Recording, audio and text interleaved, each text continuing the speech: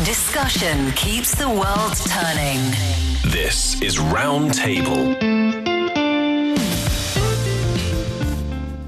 From the heart of Beijing to the edges of the global stage, you are at Roundtable. I'm Niu Honglin. Winter is a stress test for every energy system, from heating homes in Europe to powering data centers in North America. Cold weather pushes grids to their limits. This winter, China is facing that same test at a scale unmatched anywhere else in the world. In this episode, we invite you to do a quick reality check and see how the country writes this chapter of its energy story. For today's show, I'm joined by Fei Fei and Steve Hatherley. Now pull up a chair and join the conversation. Most countries worry about keeping the lights on during extreme weather. China has to do that for nearly 1/5 of humanity, across climates ranging from sub-zero winters to tropical heat. How it manages that challenge matters far beyond its borders. So how are we doing this winter so far? And I think to answer that question, we should be responsible and explain the situation here in the country to those who have no idea how a country powers on so many people in such a huge land. So let's start with the situation in China, especially from the north to south, from the countryside to the city areas. So about heating, for example, in the winter times that we are in right now, we can see cold spells from time to time, that sudden drop in temperatures, and that pose challenges to the heating system. But when it comes to temperatures, a big drastic difference is between the northern part of China, which is much colder, compared to the southern part of China, which is more inclined to the tropical weathers. For example, on the island of Hainan, their temperatures average about 20 degrees Celsius. Yeah, in the winter months, right? Yeah. Yes. And here in the northern part of the country, in Beijing, if we're lucky, we'll get around 4 or 5 degrees Celsius in a nice day. But if it's a cold night, I think the coldest we've had so far this winter is about -11. Your average would probably be somewhere about like -3, -4, something like that. Yeah, Yes. but for me, for my hometown, in a northerner part than Beijing, our average temperature is about -10 degrees Celsius. And when it comes to the coldest areas in northern China, the lowest temperature can tap -40 degrees. Yeah, that's just like parts of Canada, too. Yeah, so the heating in China totally depends on where you live. So urban households, especially in the northern cities in the country, they rely on centralized heating. Rural areas mainly use self-provided heating like coal stoves or gas heaters or electric heaters. Centralized heating kind of dominates public buildings and northern urban areas. And the southern cities, as you said, it's a lot warmer down in the south, and they are not as prone to the frequent cold spells. So the heating in the southern parts are different. Yeah. So in general, in the northern part, each city is working kind of like a giant machine. You have different ways of energy to heat up the water in the machine, and including waste heat from power plants, including other forms of heating. And that would be pumped into millions of households through thousands of kilometers of thermal pipelines. Yes, you heard me right. The city, if we're talking about densely populated city areas, the entire city is powered up or is heated up with this one huge network of pipelines. So that's the situation in the northern part. Whereas in the southern part, well, initially, I think 10 years ago, 20 years ago, we heard the debate and also the complaints about southern cities can suffer from cold weather as well. We want a central heating system. But in general, after doing the calculation and math, we know it's not that cost effective in the sense that you'll be wasting too much energy in construction kind of cost. But in different parts of the southern part of the country, people would also, or I think there are different types of pilot areas and pilot I think constructions, including office buildings, including certain residential areas, they can start their little central heating system as well. So northern part, huge network, southern part, different ways to find out they're keeping themselves warm solutions. Yeah, it's more fragmented when it comes to the southern cities because in older households, the primary methods for heating is basically individual heaters or boilers. But now in newer communities, they have this fragmented centralized heating within that community, or in some homes they've installed floor heating to spend their winter. And also I heard in some cities like Changsha, which is in the middle parts of China, which in the winter times they can also experience -0 degree temperatures. They're also experimenting with this fragmented centralized heating system from the public perspective. So it's more of a fragmented system, and that also means a more diverse methods when it comes to where this heat is coming from. So for northern part of China, in the past is primarily coal, and now we are also seeing an increasing portion of natural gas. For example, in Beijing, I think most of these plants powering the thermal pipes are now powered by natural gas. But when it comes to natural gas, you first of all need the infrastructure. You need the pipes to pipe those natural gas to the plants. And then you also need pipes to pipe the heated water to homes. And that needs infrastructure and investments. But when it comes to cities that has less capacities when it comes to this pretty advanced infrastructure building capacity, they will still go to coal to some extent. But there are also newer types of energy that they can tap into, but it's also in the developing phase, I think. We'll go back to that point because it's quite important where the energy is from. It's something we need to discuss. But one tiny little anecdote I want to share is that mostly in the northern part of the country, different cities would start their central heating water. So you have the pipe there, but there will be a day where the pipe is full of hot water and your homes are very nice and warm. And typically, it's the 15th of November till the 15th of March next year. Yet, take Beijing, for example, people started to debate over, or not debate, discuss over which date to start the central heating and which day to stop it based on the calculation and the prediction of the temperature. So they would make sure that instead of starting this system at a fixed period of time, they would start it based on the real situation of that year. Much better. Yes. Which is so much better. Yeah, because temperatures are changing now and maybe even becoming a little bit more unpredictable. Yes, and for example, hospitals, for homes for the elderly, also the central heating would start a bit earlier, given that that little community have its own central heating control, so that they can start it a bit earlier. So that's that. And another very interesting point is something that I didn't even think of previously. That is, in cities, you have buildings next to buildings next to buildings, which makes this power network quite efficient. But in the countryside, the situation is a bit different. In the country, for example, in one village, there will be different houses separated a little bit far away from each other in these places, which is why even in the north part of the country, we would still allow households to warm up its houses by themselves. They would install their own systems. And what's happening here in China is that it has been promoting cleaner rural heating by helping farmers replace the coal-burning stoves. Yes, that's what they were using, with electric or gas-based systems.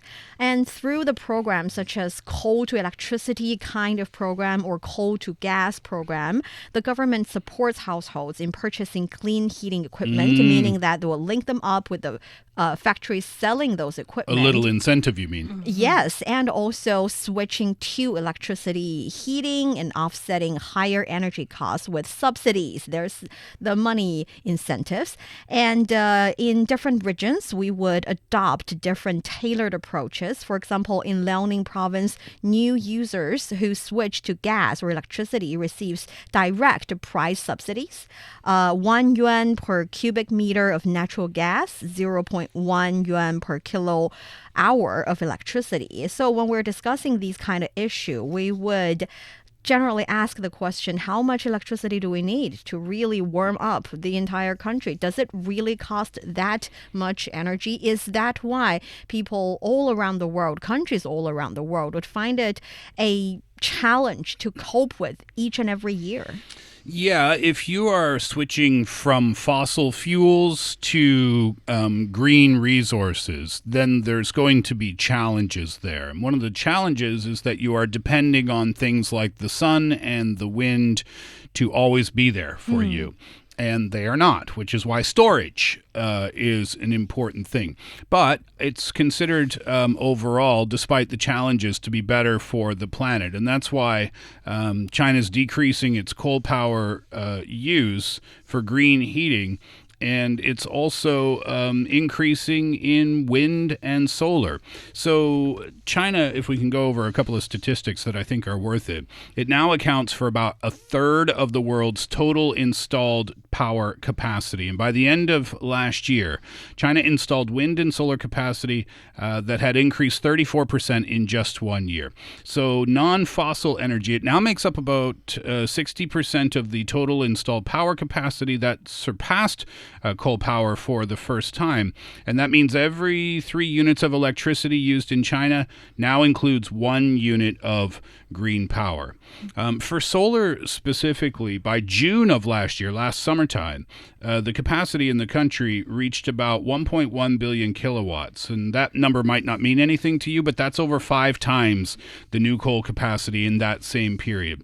So those statistics show that there's a pretty significant and also very fast change coming towards green power here in China. Yeah, and also when it comes to green power, and I think Steve touched upon on that a little bit, is the unreliability of the sources. For example, in winter times, the reason for why many countries find it challenging in power supply in winters in particular is because for powers like solar and wind, and also hydropower as well, in winter times the supply will be lower. There will be less sun, less water. And so that means when it comes to the power supply from the solar power part and also from the water part, there will be less of that. But on the other hand, in winter times, as we discussed, a lot of the heatings that we use requires electricity on some level. Because, for example, for even the natural gas boilers, they still need electricity to fire up those gases. Sure. So on one hand, you need more electricity. On the other hand, the supply is sort of dwindling because the weather is unpredictable. And also at the same time, in wintertime, we have a lot of holiday seasons. And that means on the industrial side of the economy, they need to fire up their production lines as well to produce our gifts and all the other things, products that we need for our holidays, for example, for the upcoming Spring Festival.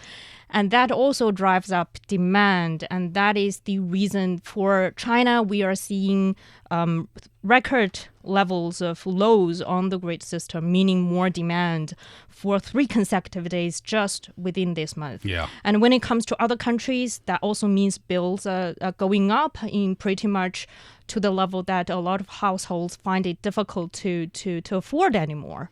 So that is the reason why the wintertime we're seeing topics and discussions about how do we make energy affordable and accessible at the same time. And make sure that we have enough of it for everyone. Yes, and that is only in China or Chinese theory's term, the bottom line, because we believe it's a matter of livelihood. And that is also why even during extreme cold snaps, heating companies are mandated to safeguard the residents and make sure that the gas price, natural gas, or any kind of price that you use for the central heating is stable. And another fun little thing that we're doing here is that northern urban areas implement strict building insulation standards. So the exterior walls are fitted with a 10 to 20 centimeter thick flame retardant kind of boards so that the windows as well, use double or even triple layers so that this thermal shell almost can ensure that even if heating is lost for a short period of time, the indoor temperature would typically drop no more than 5 degrees Celsius within 24 hours. I'm pretty sure those things work for, keeping the house warmer in the wintertime, but also keeping it cooler in the summer summertime. days. Yeah. So a lot of methods are being used to make sure that no matter how extreme we're talking about, well, normally extreme, not end of the world kind of extreme weather we're talking about, we can keep the people living in their homes warm and safe. And that, like I said, is the bottom line. What we're working towards is a switch, or at least a push to make the heating cleaner and greener. And there are so many methods there. Yeah, coal itself, coal power is becoming greener too. China has spent a lot of years cleaning up coal power, and it's starting to show. As early as the end of 2017, about 70% of coal-fired power units had already met ultra-low emission standards. And as a result of that, now with less than 40% of total installed capacity, coal plants generate about 60% of electricity, provide 70% of peak load support, and nearly 80% of system flexibility. At the same time, air pollutant emissions, those have gotten better as well. They've fallen by more than 91%, and that makes China home to the world's largest clean coal power fleet. Now, how do you go ahead and make coal greener then? Well, there are many ways that you can do it, and one of the ways is a clever trick that is called integrated gasification combined cycle. And instead of just burning coal, they turn it into gas first, and they clean out all the nasty stuff that's in it, and then they burn that gas in a very efficient turbine, and the result is you get way less sulfur and nitrogen pollution, a bit more efficiency, and a big cut in carbon dioxide emissions too. And also, when it comes to coal power plants, I think of something I experienced as a child. When I was growing up, we lived very close to a thermal power plant. And that thermal power plant supply us with their waste waters for our heating systems, simply because when it comes to those coal-fired power plants, how they work is that they burn the coal and then boil some of the water, and they have this very high pressure, high temperature steam, and that steam is the one that's being used to generate electricity. Yeah. But what about what would come out of the steam and also hot water? This normally just means that they won't use it anymore, and so that's why they send those wastewater into residential homes.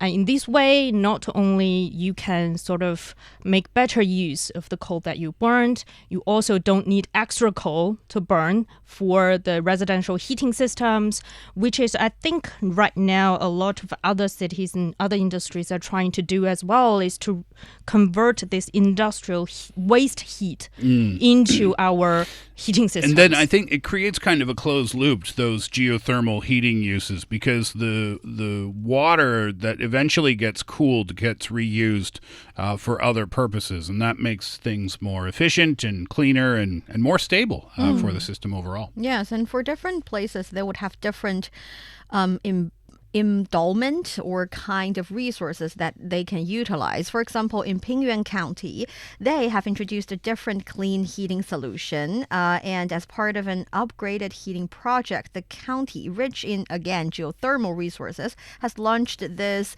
clean energy replacement program, which draw underground water. It's not industrial waste anymore. It's underground water at 58 to 60 degrees Celsius using its natural heat for space heating. And that would definitely lower the cost, reduce energy consumption, and critically does not increase pressure on local public finance as well, meaning that people can enjoy the kind of heating in lower price. Yeah, I mean, there was a time when increased electricity usage, and you see that in China because there's 1.4 billion people that live here, and that is enough of an explanation as to why so much electricity is used and needed here in the country. And there was a time when an increase in electricity use meant more pollution.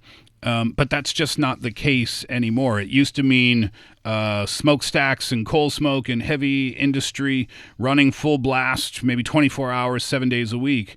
But that old logic really doesn't hold true anymore. There was a data report from Xinhua, and it talked about the fact that industry still accounts for the largest share, about 64% in total electricity use. That was from 2025. But growth is no longer driven by your traditional heavy industries. Semiconductor plants, AI-related manufacturing, smart robotics, electric vehicles, wind equipment manufacturing, all of those saw double-digit electricity growth, while your traditional major high-energy consumer industries, those would be things like steel or chemicals or building materials, for example, those grew by less than 2%. These industries, they use a lot of electricity, but they also have created much more value per kilowatt hour and are far, far cleaner than your traditional heavy industry. So, yes. Yeah, you are seeing increased electricity use, but it's not necessarily as bad for the environment, especially when you compare it to other industries in the past. And the reason we cited so many examples is to show that even we know China as a country that provides central heating system. The central heating system is not a umbrella term that can talk about all of the methods, all of the ways utilized by different parts of the country. We mentioned in cities and in countryside, it could be different. In the north and the south, it could be different. And even in the similar places, because of the county, for example, is adjacent to a factory or a nuclear power plant, or just somewhere with heating underground water that they can utilize. They can use different ways. And all that would also be very critical to consumers as well. Yes, but when it comes to consumers, they are also replacing fossil fuels in their daily use with the use of electricity. I think the most prominent example would be the use of electric vehicles that everybody knows that China is one of the biggest market for electric vehicle and also one of the biggest producers in the world.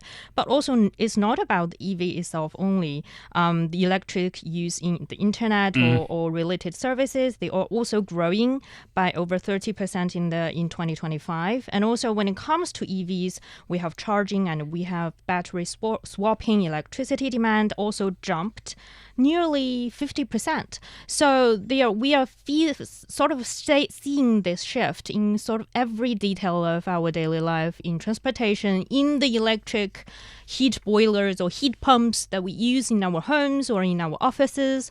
We are also seeing the high-speed rail, which is also 95 or 99% powered by electricity as well. And also we are seeing, for example, smart agriculture are also replacing old diesel-powered systems. So it's not just about the energy sector. It's also about every part and every aspect of the society taking part in that. I guess that's why instead of believing that China is a major country with energy, we're now seeing it more like it's a major country with electricity, because not only because electricity can be from different source of energy, and also because electricity by itself is cleaner, and we are moving towards a cleaner path, the entire country and all of the individuals. That is not to say we're there already. We're still facing many challenges and still trying to address the problems, and almost case by case because different industries in different places would have different problems. Yeah, different needs. And one of the difficulties, I think I mentioned it already a little while ago, is that you have to have a perfectly balanced system when you're talking about electricity, and relying on solar or wind or green energy sources is great until it's not there on a Tuesday afternoon and all of a sudden your energy source is gone, which means you need a backup system that is stable and reliable in place. Yeah, exactly. And I think when it comes to that, it's the talking about the design of the whole power system. And I think for a lot of countries in the world, it's more of a crossing the river and feeling the stone process, because nobody knows the answer. We've never have this amount of solar and wind and hydropower in the system ever in history. And everybody, not many people know exactly what to do. And so, but when it comes to China, I think a lot of experts are picturing a very different system from what we have today. Right now, our power system works like the water system. We open the tap, we have the water. We close the tap, the water doesn't come. But in the future, as the unreliability of the solar and wind, like Steve just mentioned, is just not there on a Tuesday afternoon, what are you going to do? So we need the system to be more flexible, to be more smart. Dynamic. Yeah, more dynamic. That means not only that I open the tap, the water come running out. That can also mean when the system needs that water, I can also give back some of the water that I have in surplus. Mm-hmm. And for example, sometimes that can earn me some of small bonus money on the sideline, or it just helps the whole system to know exactly where has the surplus power and where needs the power at this hour. That's a great point, because oftentimes where it's needed is not where it's being produced. So China, in the western part of the country, in the northwestern part of the country, that's where a lot of the renewables are. Out in the desert areas, you have these huge solar farms out there that are collecting the power of the sun and storing that energy. But then you've got Shanghai that needs that energy. Well, that's not next door. Yeah. That's very far away. So how do you get it from point A to point B? That's another challenge as well. And one that's always kind of popping up in the news. And when we talk about ultra high voltage power lines for delivery and things like that, that's what that's usually all about. And that is the national scale. We are moving the power from places where it's generated to the place that needs it. But from a smaller scale, maybe we are also using using the electricity in your electric car to power a office building during the office building's peaking hours. And that V2G is also transferring your electric car into a power bank of your city. And that is also something that can give you a little bit incentive. I'm talking about some subsidy or money that you can gain from allowing your car into the entire power solution system of the city. So in a lot of different ways things are happening. Yeah, and it's making sure that, the goal is to make sure that none of that power goes to waste. Exactly.